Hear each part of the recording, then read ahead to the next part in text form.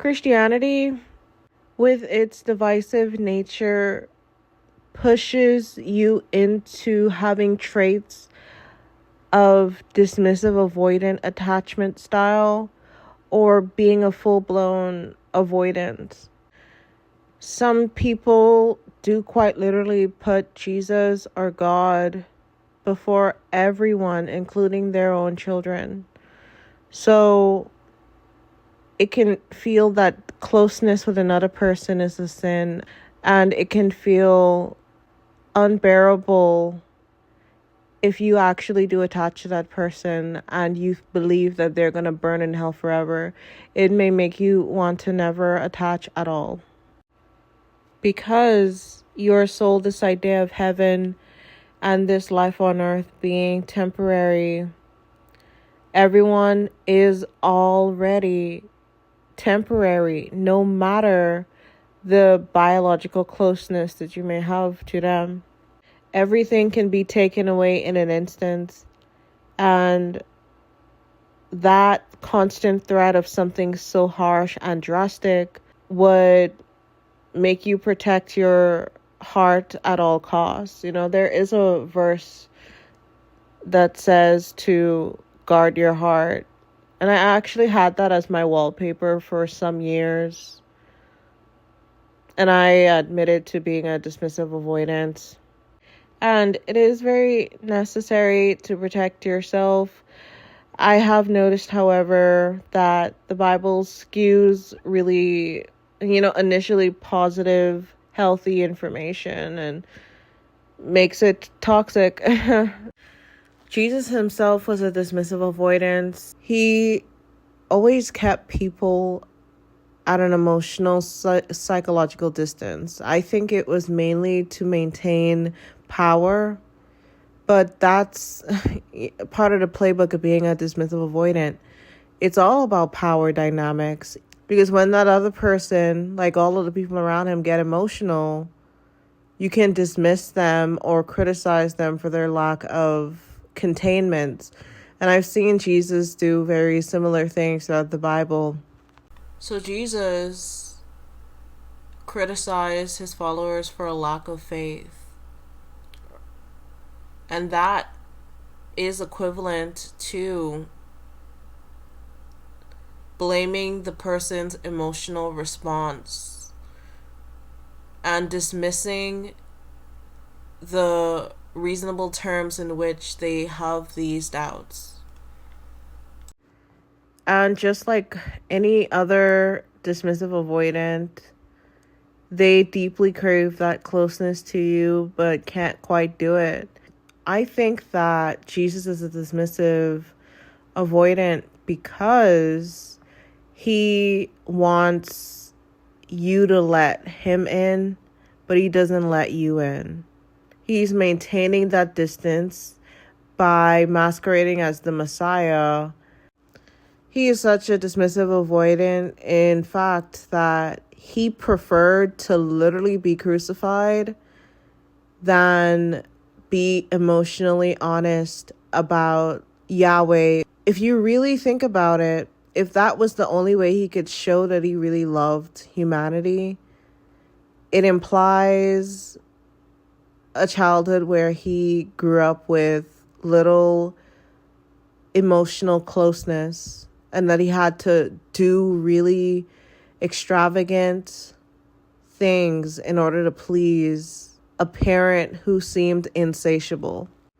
So if you die on the cross, you think that it's enough, but you also get to escape away from confronting your true feelings. And there's a hint of him coming to his senses while he's on the cross and dying, asking why God had forsaken him.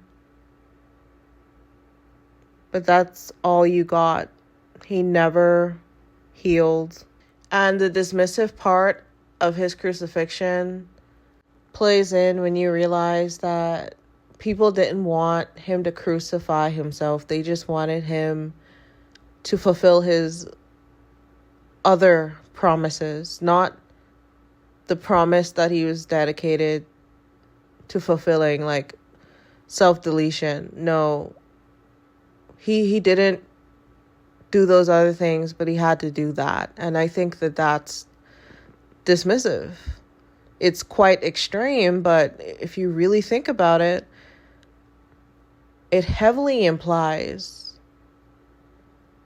his disconnect away from other people. Did you really have to off yourself or get yourself offed on purpose to get out of having an intimate conversation with me or admitting weakness at all? And I think that Jesus influenced a lot of his followers to have dismissive avoidant traits. Because if you think about it, right, if you have religious narcissistic parents, they will be dismissive in the sense that if they brought you to church, they feel like they sacrificed and loved you so much to bring you into this church and make sure you go to Bible study and have a Christian education. But they won't respect you as a human being nor communicate outside of the Bible. And within the Bible, it teaches you that Jesus came to divide. Why would he want to divide people when you remove the idea that he wants you to ascend, or all of this magical gaslighting that is insinuated throughout the Bible? You remove that. Why would he want to divide this family? Is it because he feels alone and can't say that he has to start a cult instead? It seems that Jesus is envious of those who have authentic relationships with one another. When you receive advice about separating away from your toxic family members, that is generally very good advice. When a narcissist who has a victim complex receives that same advice and also wants to give it, what they end up doing is separating people away from others who actually love them because they're jealous of you. They don't want you to have what they can't ever have because that part of them died a long time ago. They can't be close to people anymore. So the only thing that they can get is you being underneath them and serving them. And that's exactly what Jesus did. He started a cult because he felt alone and he was envious of everyone else succeeding around him. And I know it sounds really insane if you've never heard me talk on and on and on about Jesus, which I've been doing quite a lot lately, but this is truly what is happening. And I cannot see it any other way at this point. Because why else would you constantly be told that the only way to God is through Jesus, by him? Jesus is placed in front of your own emotions and your own capacity for love.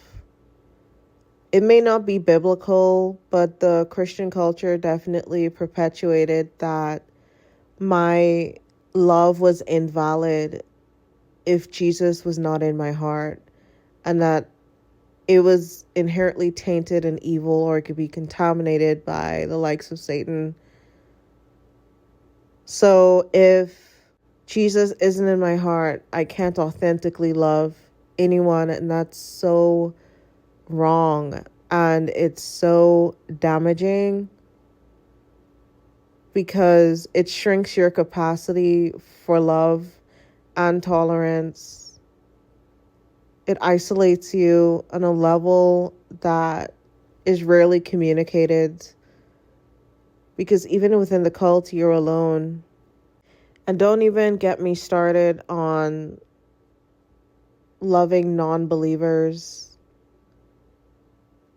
and how you're encouraged to stay away from non-believers or anyone to threaten your relationship with God or Jesus.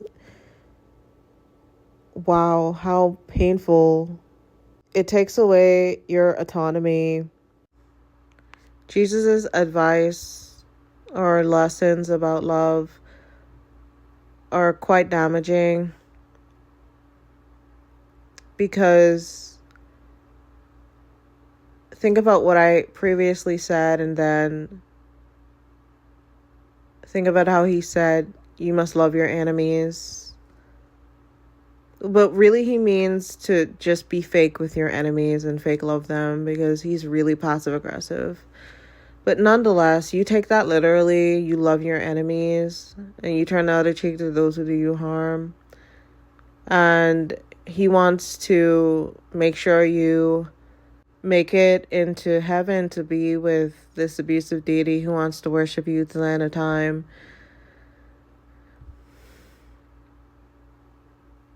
Jesus doesn't know what love is, truly. But yet it's pushed on you that he is the ultimate form of love because he died on the cross for us. And then, I'm breaking it down, and that's not really love.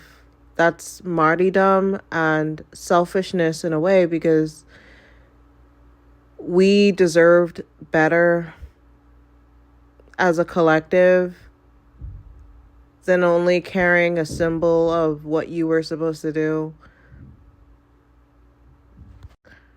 I can be honest and say that I felt ashamed to admit my love for people because of the Bible and because it was made out to be inherently ungodly.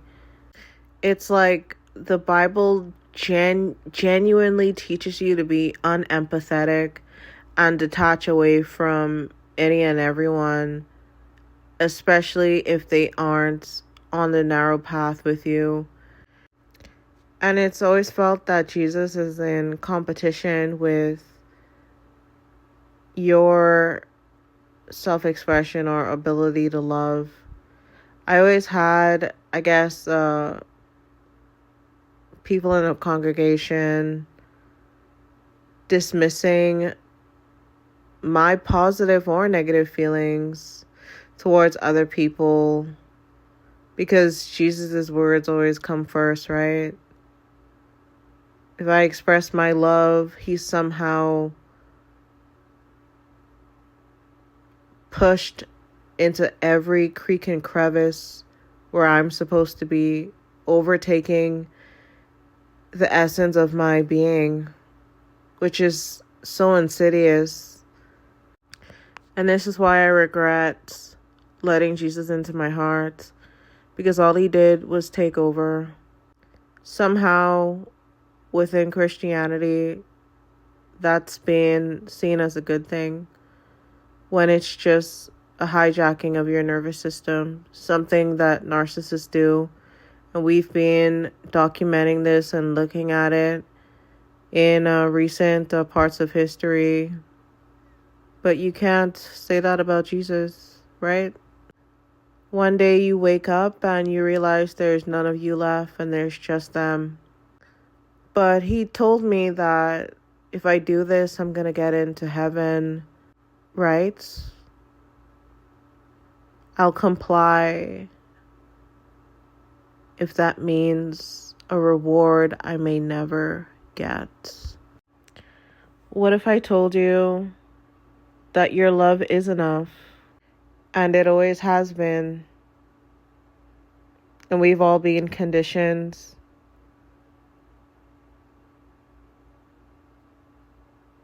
to only accept abuse as love, and that what we had in us from the beginning, something so precious and rare within this universe, was systematically stolen from you. They tricked you out of your own love. They took it and tried to say it was theirs. What a loving God, right? No. Who's the queen or king within your kingdom of heaven that lives inside of you? And that's why I keep bringing up that, why does Jesus want to be in your kingdom of heaven if he allegedly has his? Why does he want to trick you out of yours? Anyway, that's going to be a tough reach for a lot of people, but I just want to say that I actually do care, and I'm learning to not be ashamed of just saying that. I've always cared. I low-key love some people, even though it feels gross. And